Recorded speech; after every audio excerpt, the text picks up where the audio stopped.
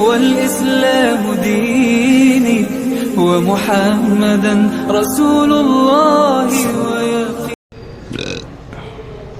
بسم اللہ الرحمن الرحیم اللہم صل علی محمد وعلی آل محمد کما صلیت علی ابراہیم وعلی آل ابراہیم انک حمید مجید اما بعد فاعوذ باللہ من الشیطان الرجیم بسم اللہ الرحمن الرحیم وما آتاکم الرسول فخذوه وما نہاکم عنہ فانتہوا واتقوا اللہ ان اللہ شدید العقاب صدق اللہ العظیم۔ محترم اور عزیز ساتھیوں، مسلمانوں کو کوئی بھی مسئلہ پیش آئے، چاہے وہ معاملات سے متعلق ہو، چاہے وہ عبادات سے متعلق ہو، چاہے معاشرت سے متعلق ہو، چاہے معیشت سے متعلق ہو، کسی بھی قسم کا مسئلہ ہو، اس کے حل کے لیے ہمارے پاس 4 راستے ہیں۔ سب سے پہلے اس مسئلے کو حل کرنے کے لیے ہم قرآن میں تلاش کریں گے۔ اگر ہمیں وہ مسئلہ قرآن میں مل جاتا ہے، اس مسئلے کا حل قرآن سے مل جاتا ہے تو وہ مسئلہ حل ہو جائے گا، اور اگر مسئلے کا حل ہمیں قرآن سے نہیں ملتا تو پھر ہم اس مسئلے کو حدیث سے حل کریں گے، حدیث کی طرف جائیں گے۔ اگر ہمیں اس مسئلے کا حل حدیث سے مل جاتا ہے تو فبہا سبحان اللہ، اور اگر ہمیں وہ اس مسئلے کا حل حدیث سے نہیں ملتا ہے تو پھر ہم اجماع کی طرف جائیں گے۔ اگر اجماع سے مسئلہ حل ہو گیا تو سبحان اللہ، اور اگر اجماع سے مسئلہ حل نہیں ہوا تو پھر ہم قیاس کی طرف جائیں گے۔ یہ 4 چیزیں ہیں: قرآن، حدیث، اجماع، قیاس۔ سب سے پہلے قرآن، اس کے بعد حدیث، اس کے بعد اجماع، اس کے بعد قیاس۔ قرآن حدیث کو تو آپ لوگ سمجھتے ہیں، اور اجماع کی تعریف میں آپ کو تھوڑا سمجھا دوں۔ اجماع یہ ہے کہ وقت کے مسلمانوں کا، کسی بھی دور کے مسلمانوں کا، اور مسلمانوں میں خاص طور پر جو اہل علم ہیں ان کا کسی مسئلے پر جمع ہو جانا، اکثر مسلمانوں کا یا اکثر علماء کا کسی مسئلے پر جمع ہو جانا، اسے اجماع کہتے ہیں۔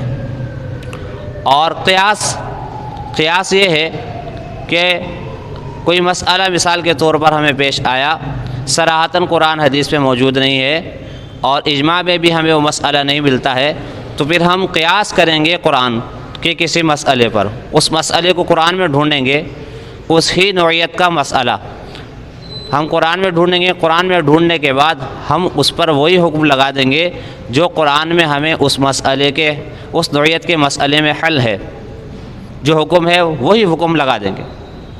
اور اگر ہمیں قرآن میں نہیں ملتا تو پھر ہم حدیث کو دیکھیں گے، اگر حدیث کو میں نہیں ملتا تو پھر ہم اجماع کی طرف جائیں گے۔ اسی طریقے سے اجماع ہے کہ جب ہم اجماع کریں گے تو اجماع کے مسئلے کو پہلے ہم قرآن میں دیکھیں گے کہ ہمیں اگر وہ مسئلہ قرآن سے مل جاتا ہے تو ٹھیک ہے، یا اس جیسا مسئلہ قرآن میں مل جاتا ہے تو ہم اس پر اجماع کر لیں، اور اگر ہمیں قرآن میں نہیں ملتا تو پھر ہم حدیث کو دیکھیں گے۔ ہمیں وہ مسئلہ حدیث میں اگر مل جاتا ہے اس جیسا مسئلہ تو ہم اس پر قیاس کر کے اس پر ہم اجماع کر لیں گے، اسے کہتے ہیں اجماع۔ تو سب سے اجماع کرنا ہے تو سب سے پہلے قرآن کو دیکھیں گے پھر حدیث کو، قیاس ہے تو پہلے قرآن کو دیکھیں گے پھر حدیث کو۔ یہ 4 چیزیں ہیں کہ جن سے مسائل شرعیہ حل ہوتے ہیں، جنہیں دلائل شرعیہ کہا جاتا ہے۔ اس کے علاوہ ویسے تعامل ناس بھی ہے اور عرف عام بھی ہے، اس کی ضرورت بہت کم پیش آتی ہے، لیکن یہ جو 4 چیزیں ہیں ان کی ضرورت زیادہ پیش آتی ہے، اور اس سے مسئلے حل بھی ہو جاتے ہیں، تقریباً مسائل ان سے حل ہو جاتے ہیں۔ قرآن، حدیث، اجماع، قیاس۔ اور ایسا ہی ہوتا ہے کہ علماء کرام مسئلے کو حل کرنے کے لیے کسی بھی قسم کا مسئلہ ہو پہلے قرآن کی طرف دیکھتے ہیں، پھر حدیث کی طرف، پھر اجماع کی طرف۔ بہت سارے مسائل ایسے ہیں کہ اس کی تفصیل قرآن میں نہیں، اجمالاً حکم آیا ہے، تفصیل نہیں آئی، جیسے حج کا حکم ہے قرآن میں آیا، وَلِلَّهِ عَلَى النَّاسِ حِجُّ الْبَيْتِ مَنِ اسْتَطَاعَ إِلَيْهِ سَبِيلًا، اس کی تفصیل حج میں آئی ہے، اس کی جو تفصیل ہے وہ حدیث میں آئی ہے۔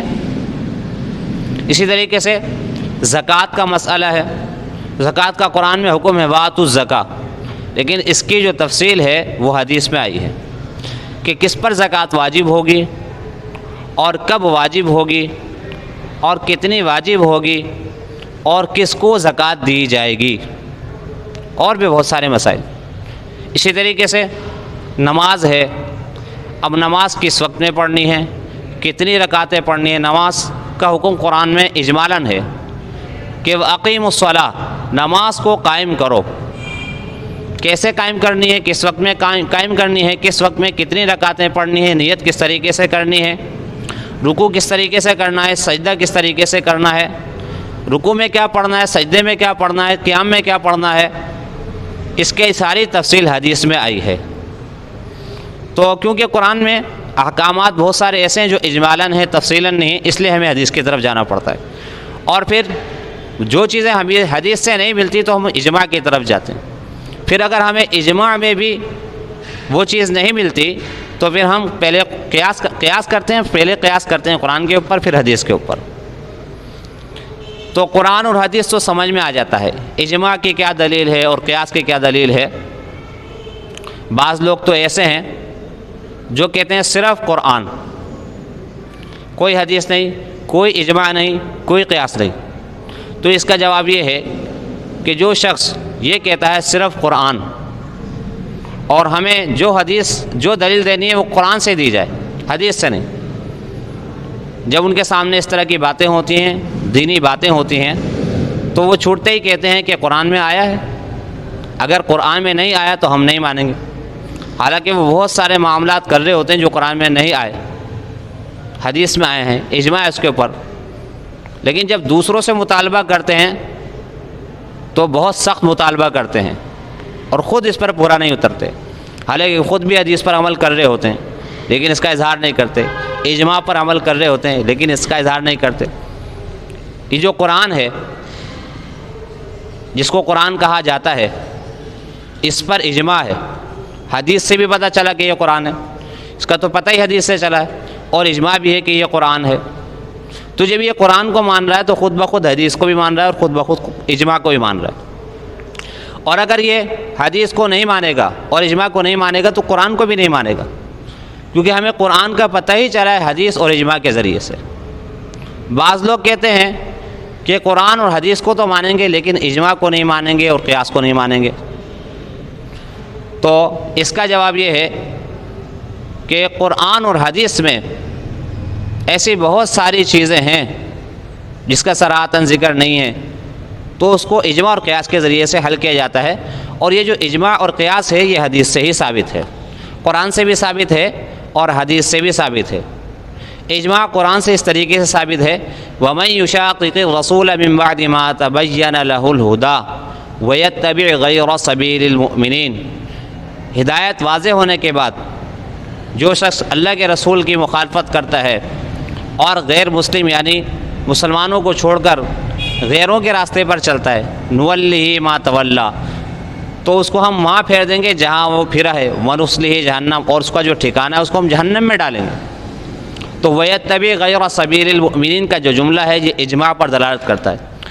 حضرت امام شافعی علیہ رحمۃ اللہ فرماتے ہیں کہ اجماع کے لیے میرے پاس اس سے بڑی کوئی دلیل نہیں ہے، سب سے بڑی دلیل اجماع کی یہ آیت ہے جس کا مفہوم ہے کہ وَيَتَّبِعْ غَيْرَ سَبِيلِ الْمُؤْمِنِينَ، مسلمانوں کے راستے کو چھوڑ کر دوسروں کے راستوں پر چلتا ہے۔ تو ایک تو دلیل یہ ہو گئی اجماع کی۔ دوسری دلیل حدیث میں آتا ہے کہ لن تجتمع امتی علی الضلالہ، کہ ہرگز میری امت گمراہی پر جمع نہیں ہو سکتی، ان کا اجماع گمراہی پر نہیں ہو سکتا۔ یہ حدیث اجماع پر صاف طور پر دلالت کرتی ہے، واضح طور پر دلالت کرتی ہے۔ اور اس کے علاوہ میں آپ کو پہلے بھی کہہ چکا ہوں کہ ہم قرآن کو قرآن مانتے ہیں حدیث کی وجہ سے بھی اور اجماع کی وجہ سے بھی۔ اگر وہ شخص اجماع کا انکار کر رہا ہے تو قرآن اور حدیث کا خود بخود انکار ہو جائے گا، کیونکہ جس طریقے سے قرآن پر اجماع ہے اسی طریقے سے حدیث پر اجماع ہے کہ یہ حدیث ہے۔ کیونکہ آپ علیہ الصلاۃ والسلام نے صحابہ کو حدیثیں دی، صحابہ نے تابعین کو، تابعین نے تبع تابعین کو، تبع تابعین نے یعنی ہر پہلے والوں نے بعد والوں کو حدیثیں دی، اور لوگوں نے اس کو قبول کیا، اور لوگ اس پر جمع ہوئے، اس بات پر جمع ہوئے کہ ہاں یہ حدیث ہے۔ تو قرآن پر بھی اجماع ہے اور حدیث پر بھی اجماع ہے۔ تو یہ اجماع کی دلیل ہو گئی۔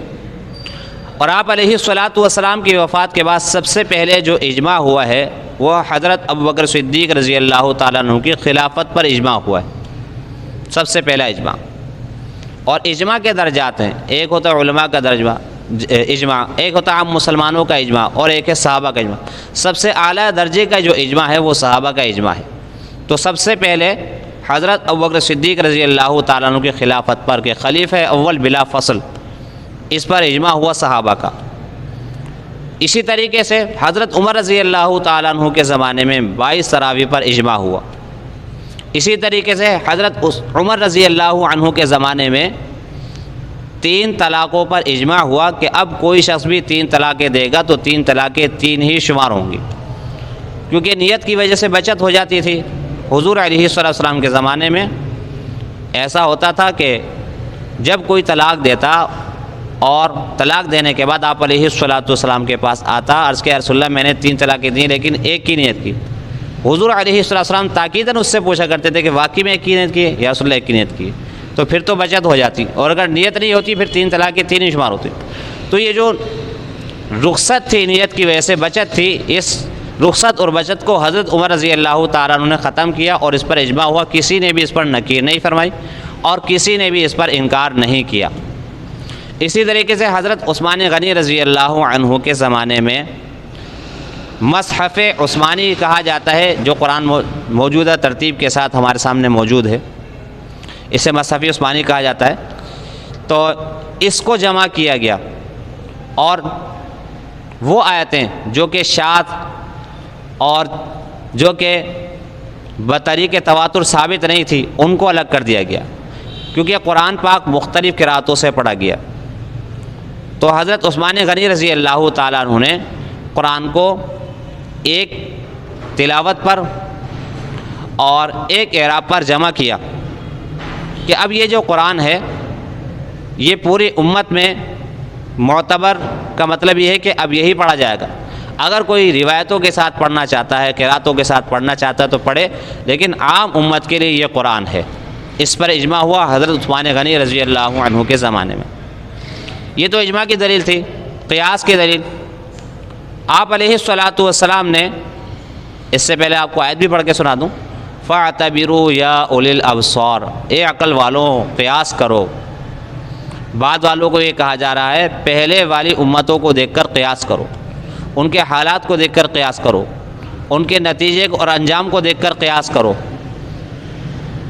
اور حدیث میں آتا ہے آپ علیہ الصلاۃ والسلام نے جب حضرت معاذ بن جبل رضی اللہ تعالیٰ عنہ کو یمن کا حاکم بنا کر بھیجا تو آپ علیہ الصلاۃ والسلام نے مختلف وصیتیں فرمائی۔ پھر آپ نے فرمایا کہ اے معاذ بما تقضی یا معاذ، کہ معاذ تمہارے سامنے جب کوئی مسئلہ آئے گا تو تم کس سے فیصلہ کرو گے؟ عرض کہ یا رسول اللہ اقضی بکتاب اللہ، میرے پاس جب کوئی مسئلہ آئے گا تو میں کتاب اللہ سے فیصلہ کروں گا۔ فَإِن لَمْ تَجِدْ، اگر آپ کتاب اللہ میں نہ پاؤ تو کیا کرو گے؟ عرض کہ یا رسول اللہ اگر مجھے کتاب اللہ میں وہ مسئلہ نہ ملا، اقضی بسنت رسول اللہ، تو میں حدیث سے فیصلہ کروں گا۔ آپ نے فرمایا فَإِن لَمْ تَجِدْ، اگر تمہیں وہ مسئلہ سنت رسول میں بھی نہ ملا تو کیا کرو گے؟ تو عرض کہ یا رسول اللہ اجتہد برأیی، میں اپنی رائے سے اجتہاد کروں گا، اپنی رائے سے اجتہاد کروں گا۔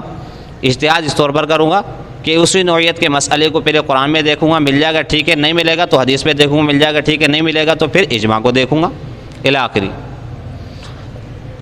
تو یہ قیاس کی دلیل ہو گئی۔ تو جو حضرات اجماع اور قیاس کے منکر ہوتے ہیں، اور اجماع اور قیاس کیونکہ قرآن کا ہی حصہ ہے تو اس وجہ سے وہ قرآن اور حدیث کے اس حصے کے منکر بن جاتے ہیں، انہیں پتہ بھی نہیں ہوتا۔ تو میں تو قرآن یوں کہتے ہیں کہ میں قرآن اور حدیث کے علاوہ کچھ نہیں مانوں گا، اور وہ خود قرآن اور حدیث کے خلاف کر رہے ہوتے ہیں۔ ایسے لوگ بھی ہیں۔ تو صرف قرآن کو دلیل بنانا، حدیث اجماع اور قیاس کا انکار کرنا تو قرآن کا انکار کرنا ہے۔ ایسے صرف قرآن اور حدیث کو ماننا، اجماع اور قیاس کو نہ ماننا تو بھی اس میں اس حصے کا انکار کرنا ہے قرآن حدیث کے جس میں اجماع اور قیاس کا ذکر ہے۔ تو اس لیے ان چاروں چیزوں کا ہونا ضروری ہے، دلائل سے یہ بات ثابت ہے۔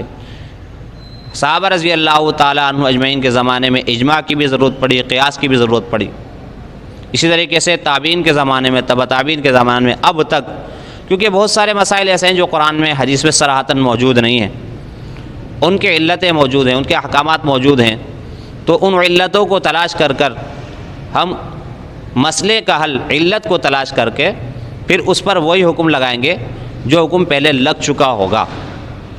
تو قرآن اور حدیث، قیاس اور اجماع اور قیاس، ان چاروں چیزوں کا ہونا ضروری ہے۔ بعض لوگ کہتے ہیں حدیث میں، جیسے ہمارے یہاں مشہور 6 کتابیں مشہور ہیں، سیاہ ستہ جنہیں کہا جاتا ہے، بخاری، مسلم، ابو داؤد، سنن نسائی، ابن ماجہ، ترمذی، یہ مشہور کتابیں۔ حدیث کی ویسے بہت ساری کتابیں مشہور ہیں یہ، اس کے علاوہ بھی حدیث کی بہت ساری کتابیں ہیں۔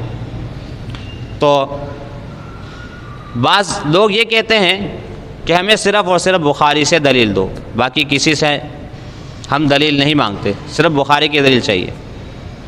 حالانکہ وہ خود ایسے بہت سارے معاملات کر رہے ہوتے ہیں، ایسے بہت سارے کام کر رہے ہوتے ہیں جن کا ثبوت بخاری سے نہیں ہے، کیونکہ بخاری نے سارے معاملات کو ذکر نہیں کیا، جو ان سے ہو سکا انہوں نے ذکر کیا، اور جو ان سے ہو سکا وہ حدیث انہوں نے لے کر امت تک پہنچائی۔ بہت ساری احادیث، بہت سارے معاملات ایسے ہیں کہ ان سے متعلق احادیث کو وہ جمع نہیں کر سکے، اور وہ خود بھی فرماتے ہیں کہ ساری صحیح احادیث کو میں جمع نہیں کر سکا۔ تو ان کا یہ تقاضا ہوتا ہے اور ان کی یہ ڈیمانڈ ہوتی ہے، حالانکہ وہ خود اس کے خلاف کر رہے ہوتے ہیں۔ تو ان سے پہلا سوال پھر یہی ہوتا ہے کہ آپ نے جو قید لگائی ہے کہ ہمیں کسی بھی مسئلے کی دلیل بخاری سے چاہیے، یہ کون سی آیت کا ترجمہ ہے یا کون سی حدیث کا ترجمہ ہے؟ کسی آیت میں آیا ہے قرآن کی یا کسی حدیث میں آیا کہ جس مسئلے کو بھی آپ نے تلاش کرنا ہو وہ بخاری کی حدیث میں تلاش کرو؟ ایسی نہ کوئی آیت ہے اور نہ تو ایسی کوئی حدیث ہے، حالانکہ وہ خود بھی اس کے خلاف چل رہے ہوتے ہیں۔ تو اس طرح کی باتیں کرتے ہیں۔ تو سارے مسئلے کا حل قرآن میں نہیں ہے، سارے مسئلے کا حل حدیث میں نہیں ہے، سارے مسائل کا حل اجماع میں نہیں ہے۔ جہاں جہاں جیسے جیسے ضرورت پڑتی ہے اس صورت کو اختیار کیا جاتا ہے تاکہ مسئلے کا حل قرآن و حدیث کے مطابق ہو جائے۔ اور سورۃ الحشر کی آیت ہے جو حضرات یہ کہتے ہیں کہ صرف قرآن، تو قرآن تو 6666 آیت ہیں، اس کے احکامات کو اگر آپ سمجھیں تو یہ ساری چیزیں خود بخود ثابت ہو جاتی ہیں۔ کوئی ایک آیت تھوڑی ہے، اپنے مطلب کی آیتیں لیتے ہیں، اپنے مطلب کے مسئلے نکالتے ہیں اور دوسروں کو پریشان کرتے ہیں، دوسروں کو گمراہ کرتے ہیں۔ سورۃ الحشر کی آیت نمبر 7، وَمَا آتَاكُمُ الرَّسُولُ فَخُذُوهُ وَمَا نَهَاكُمْ عَنْهُ فَانْتَهُوا، کہ جو تمہیں رسول دے تم اسے لے لو، جس سے تمہیں منع کرے اس سے منع ہو جاؤ۔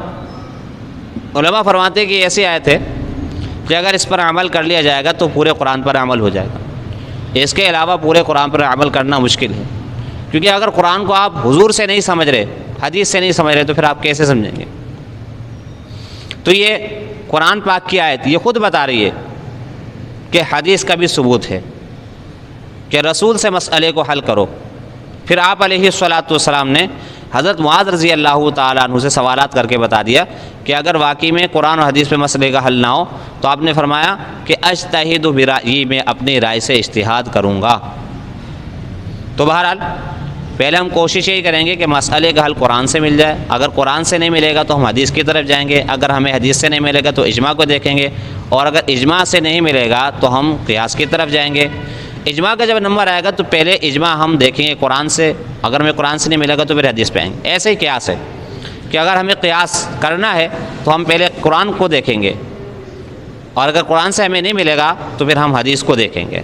تو اصل قرآن اور حدیث ہے، اور اجماع اور قیاس قرآن اور حدیث کا ایک حصہ ہے اور ایک جز ہے۔ اللہ رب العزت سمجھ کر عمل کرنے کی توفیق عطا فرمائے۔